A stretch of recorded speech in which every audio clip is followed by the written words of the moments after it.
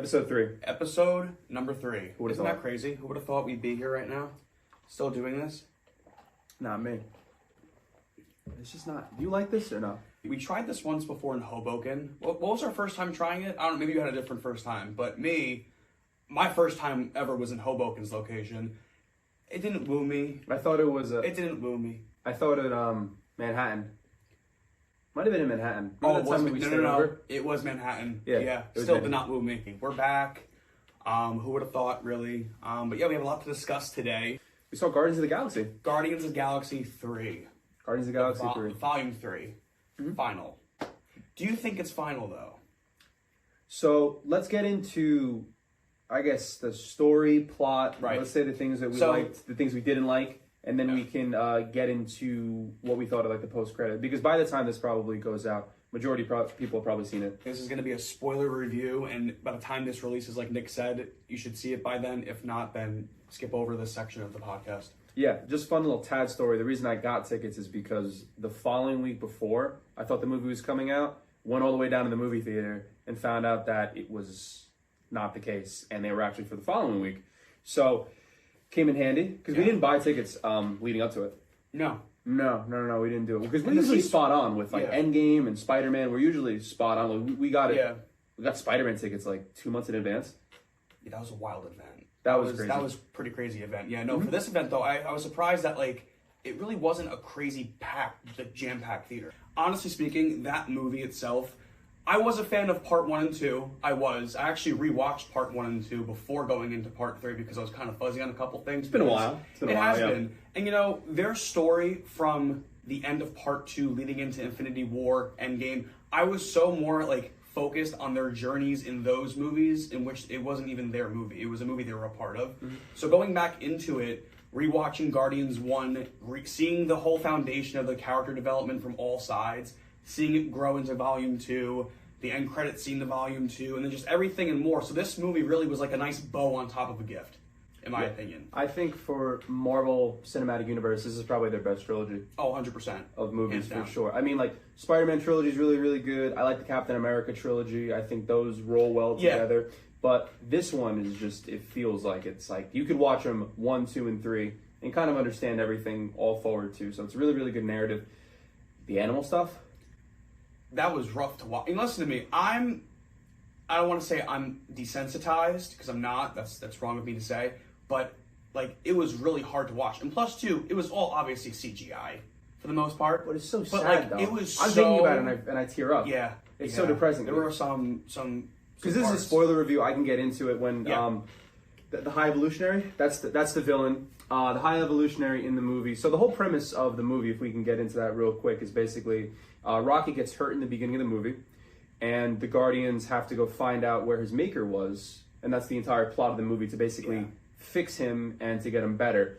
And you see snippets of his origin story throughout the movie, and it's so depressing. I think he probably has the saddest origin story in superhero movies I've ever seen in my life. I agree. Yeah, watching his backstory and knowing that James Gunn came out a while back, maybe like a year ago now, saying that this movie is going to be heavily involving Rocket's backstory, I kind of knew, because, you know, his upbringing in the comics too, it just really paid well. It really, I would say that this is probably a Rocket movie with Guardians, because it really is Rocket central, and the friends that he has, the bunny and the otter, and oh my god, it was such a. You'll know what we're talking about when you guys see it, but it really made me think. It made me really feel and resonate with the characters a little bit more, especially him. And then also seeing everybody that he would, Quill, Dave Bautista's character, I forgot his name. Don't yell at me. Drax. Just everybody's the lengths that they went to save their friend, no matter what it may have cost them. It just really showed you specifically on what the great lengths you'd go. Another thing that I noticed with the movie was a lot of body horror. Yeah. Did you pick up on that? A lot of like animal. So the thing that a High Evolutionary does in the movie too is he tries to make a perfect version of a species. So you have these weird animal humanoid type creatures, disgusting look. Like, it's very body horror, and even his face at the end of the movie. Oh yeah, yeah. I wasn't expecting that. True. I don't know. Really, it was graphic. It was really great. Honestly, this movie was not your average Disney movie, and I feel like it was a fresh breath of air too. Yeah. From all we have been through, with, like I said, we kind of talked about it last episode too, where like the MCU, the TV shows, when you get to Disney, but this movie, with an F-bomb here, an F-bomb there, they had graphics. Did that catch you off guard when he did that? Because it was very random. So it did not catch me off guard because I spoiled that, and there was a spoiler review I saw. This is what he does. Yes. No. Well, listen. You know, like I said, you're on social media and you see it. But ultimately, I knew that James Gunn officially announced in the final cut, because there were other cuts too, I guess, throughout the movie where I heard that in various other cuts they had different scenes with other curse words, but they only left this specific scene in because I guess it fit. And it, honestly, in the scene, it came off very natural because he's aggravated that what's the face Nebula can't open the door. And oh no, you could see it building and building. It was a build-up, yeah. And then when you heard it, he announced it like 2 weeks ago officially that they were going to use the F-bomb in this movie. So I thought to myself, right off the bat there, I just knew it wasn't going to be Disney friendly. Like it was not going to be a Disney friendly movie. The big question during the entire movie is too, Rocket doesn't bite it too, so he lives. Do you think that was a good decision, or do you think they should have just killed him? Or then we'll talk about the other one who almost bit it too, but didn't. Do you think he should have died? So here's my theory on that, and here's my response to that. I feel death is too predictable, because when you look at it from a perspective of the viewer, it's like if we went into this movie, because we kind of also went into this movie thinking someone major is going to die. Spoiler alert, no one major dies. But if you look at it from a more deeper context, a piece of them throughout their entire trilogy and all they've been through, they have each lost something to them, and pieces of them from Guardians Volume 1 all the way to now, pieces of them have died. So if you think about it, they have already made and already been through so much traumatic loss. So I thought to myself, it would be really predictable if someone major like bit the bullet, you know. And also the MCU now, going into it, they've already proven that with the multiverse saga we're going into, whatever that means, I feel like death isn't significant anymore. Like there's a variant of somebody out there in some other multiverse. So I'm glad that James Gunn did not go with the whole someone major is going to bite the bullet, you know. And I feel like everybody in their interviews leading up to the premiere, like Dave Bautista, I know that he kind of made commentary he's always on his character saying, oh yeah, this is going to be like a really, really like dramatic end or whatever he was saying, but like everybody kind of made a reference to like someone was going to die. And I knew like that's just too obvious. They wouldn't have done that. And knowing James Gunn, being that this is his last movie in the MCU for right now. I mean, he may come back, he may not. I don't know if he's ever going to come back. What do you rate the villain? Out of 10. Sure. Yeah, you could do out of 10 with commentary. Like you say what you like and dislike about him. What do you think? It's very hard to give him a solid rate because I feel like after Thanos, and now you're introduced to Kang, and now you're introduced to all these other, I'm going to say movie-level villains, because let's face it, he's not going to come back, this guy. No. He's a one-off. He's a one-off. Yeah, he's a one-off. Like Red Skull was a one-off to Captain America. The elves from exactly. From Thor. Yeah, they're all like movie threats. So when you're going into this movie, you're like, oh, okay, like, he's a movie threat. Meanwhile, there's a bigger threat in the universe, as we know as the audience, Kang Dynasty. That's a good point. So knowing all of that, it's hard to get attached. It's hard to get attached, or think of it like, oh my god, this guy means business. Okay, I mean, like, there's already bigger business above him, so it's like that's how I feel personally. He was. The whole thing about a villain is you want to relate to them, and you want to figure. That's why Thanos is so relatable too. Oh yeah, because you can actually understand his motivation and why he does what he wants to do, and why he wants to wipe out half the universe. You understand his motives, and you understand why he does what he does. This guy, crazy. Do you even get a backstory on him? He's considered to be a god around the universe. And that he created. Yeah. He made worlds and everything, and he has like a perfect view on what people should be, and he tries to make them. Besides that, he lost me when he starts yelling all the time. He had a lot of scenes where he's just screaming dramatic. Like a buffoon. Yeah. Dramatic. When he was doing that kind of stuff, I was just like, well, he's just screaming. He's a guy dealing with trauma in his own way. General Zod. Yes. General Zod. I'm with you. If you just start screaming to show your motives, then I'm kind of like, all right, like, Yeah. Whatever. Doesn't know how to rule, doesn't know how to communicate. It's like... No, yeah, so the villain's kind of throwaway. As I said, Rocket is the heart of the movie. 150%. Everything to do with his backstory is perfect. I think that this is the best Marvel movie since Spider-Man No Way Home. Mm-hmm. Everything in between has been lackluster, and everything in between is what, as we discussed, even in the second episode that's we just watched a little bit of, and the first one, our opinions on the MCU is pretty clear at this point. But this one was definitely the best. Hands down. I think it made me more invested in the universe if we get more. I don't know why they just don't. If James Gunn wasn't doing DC, he should just run Marvel. 100%. Overall out rating of the movie? I give this honestly a 9 out of 10. 9.1. Okay. It's 9.1. Okay. Yeah. Why do you have to do one above me? I don't know. This is fun. Oh, the post-credit scene.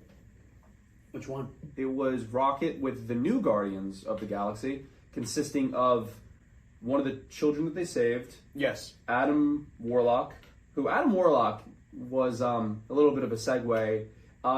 He was good. I guess nothing like the comic. No. Of the version of who he is. Absolutely nothing like the comic, but he was cool. He was fine. Finhead, James Gunn's brother. Sean Gunn? Yeah. Sean Gunn, yeah. He's a part of them. Yep. The dog. The little dog thing, and am I missing anybody else? Unless I can't remember. You feel like there was another one or not? There might have been another one. Okay, well, yeah. So it's Rocket with the new Guardians, because at the end of the movie, everybody kind of goes their separate ways, and Rocket becomes the new captain of the Guardians of the Galaxy, which is a nice payoff. And definitely after watching the movie and you see his backstory and all the way through, and how he kind of came to the end of that movie, and so I say it's a really fitting ending for him because he just shows all the signs of a leader. For everything he's been through, 100%. And then the second post-credit scene, which was, again, we didn't really touch on the almost other death that happened. It was Peter Quill. So I don't think anybody's ever talked about this yet from all the reviews I'm seeing. Where was his helmet? Oh my gosh, yeah. Yeah. There's a picture of a helmet that was supposed to be in the movie that they never used on him. Oh, that's right. And what happens is The comic accurate one. The comic accurate one, yes. You know what I'm talking about, right? You sent me this over Instagram. The ship is exploding, and he tries to run off of it. He drops his Zune. It's so funny that they have a Zune in there, by the way. That's hilarious. He drops his Zune, and he jumps, and then the vacuum of space almost kills him, and then Adam Warlock saves him and brings him back. So that scene also was pretty graphic to see that. His face literally blew, I'm surprised it didn't implode. I heard in space you implode. Fun fact. That's I guess why they did that. Yeah. Like if I was in an astronaut suit and I would my head would implode. Mm-hmm. It wouldn't explode, it would implode. Mm-hmm. So seeing his face blow up, and being that he's also from Earth, it kind of that's the one technicality I was kind of just is that accurate? Is he still celestial? Or remember he killed his dad? Ego?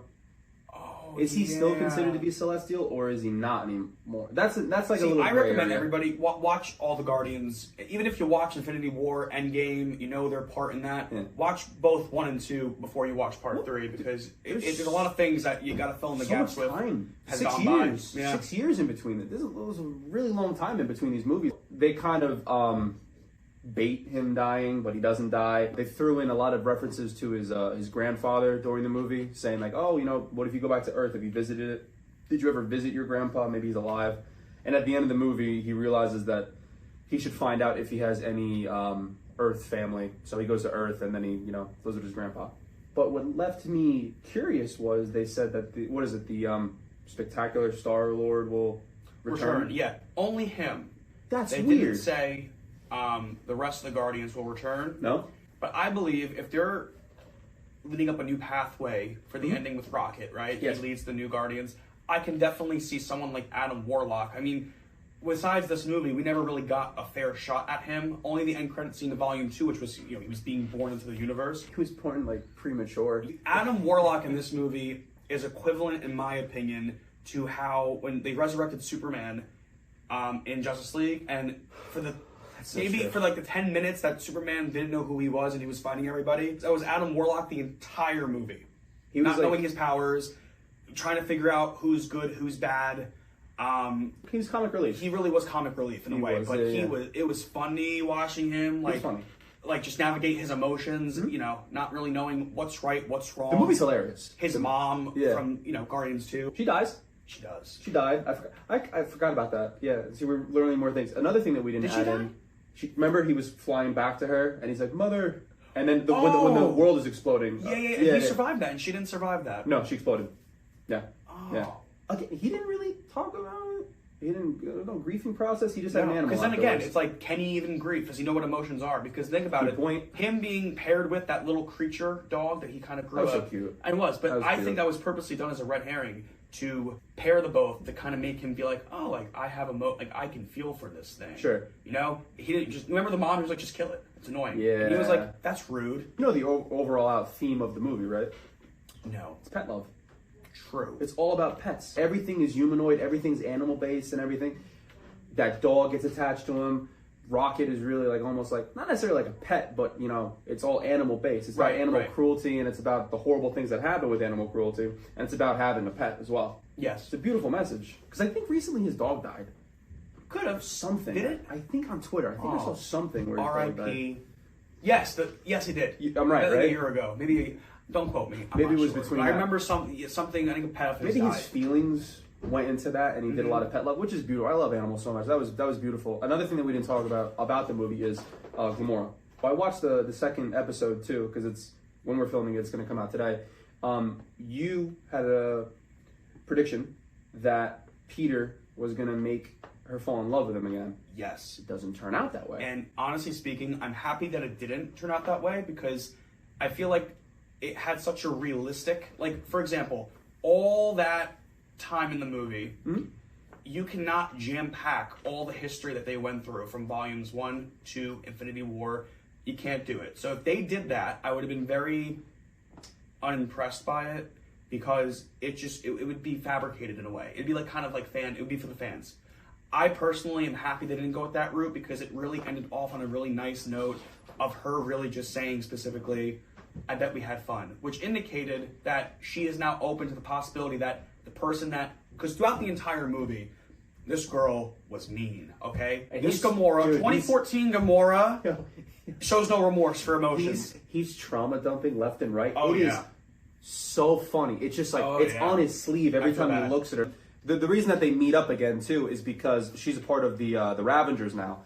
And they had a connection with the Ravengers to break into a place to get somebody for Rocket and everything. That was one of the things. So Gamora is with them for the whole movie, basically, but she is a completely different Gamora. The 2014 version, as you said, too, and she is not nice. She was coming from a place, Gamora, I'm going to say 2014 Gamora, because if you guys have watched Infinity War, Endgame, obviously Gamora from 2018, from the version of Gamora, the variant of Gamora that lived and fell in love with Quill from volumes 1 and 2, her character died in 2018's Infinity War, and then was brought back because the 2014 Volume 1 version, before she even met Quill, is now the main character in that universe, similar to Loki. So ultimately, Loki, exactly the same thing. Loki's 2018 version from Ragnarok, he died in Infinity War, and then when they time traveled in a segment in Endgame to go back to New York,